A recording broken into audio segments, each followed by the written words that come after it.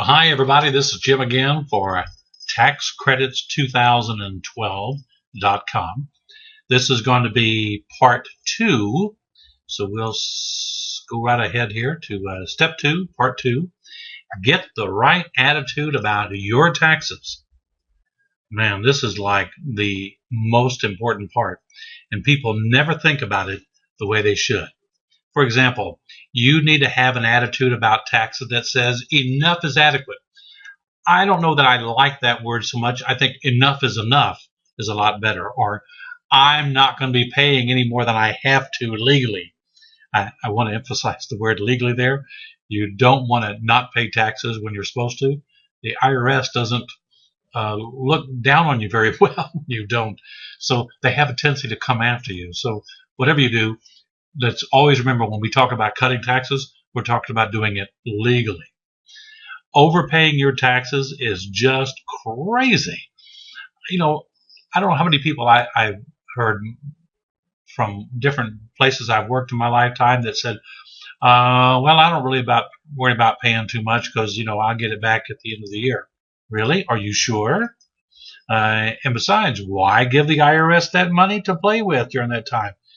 Put it up in your bank account. You draw some interest, and so on and so on. To lower your taxes, you're going to need to change your mindset. Just like coupon clipping and paying less at the grocery store, or paying less than $4 a gallon gasoline, which is pretty close to what it is right now when I'm making this video, at least in my area of the country. Coupon clipping. Nobody goes to the grocery store and says, I'm going to buy this can of green beans. It's 75 cents. I have a coupon for 50 cents off.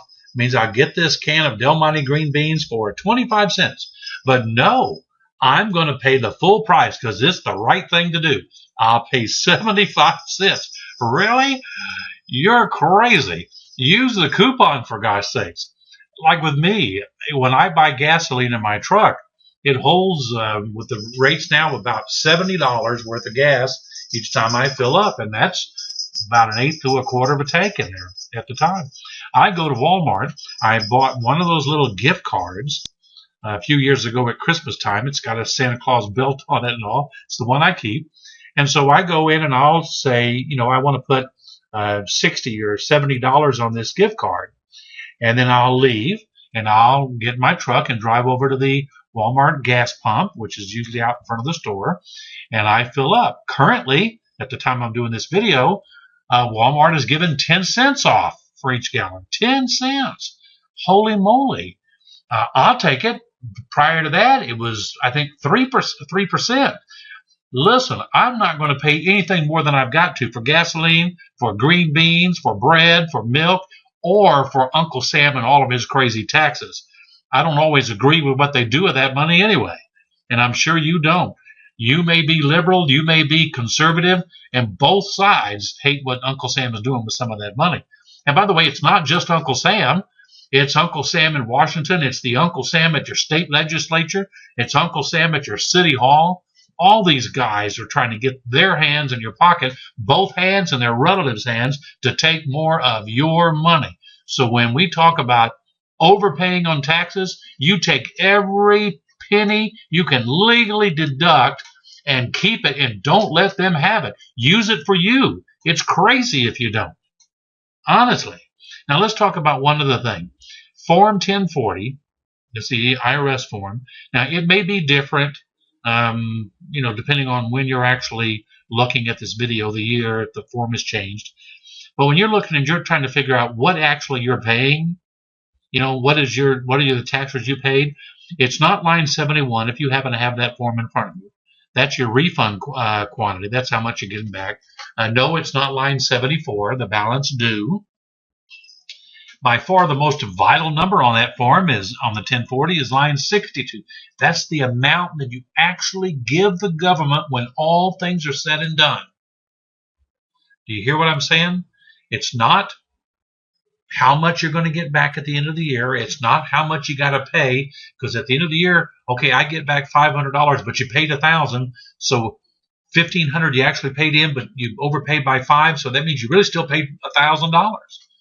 It's not the one where, okay, I only paid 500, I owe 1,000, so I got to pay 500 more. Again, it's not 500, it's the 1,000. And that's what's on line 62.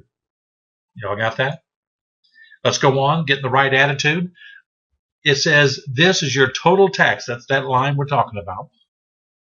That's how much federal income tax you and your family paid for all of last year.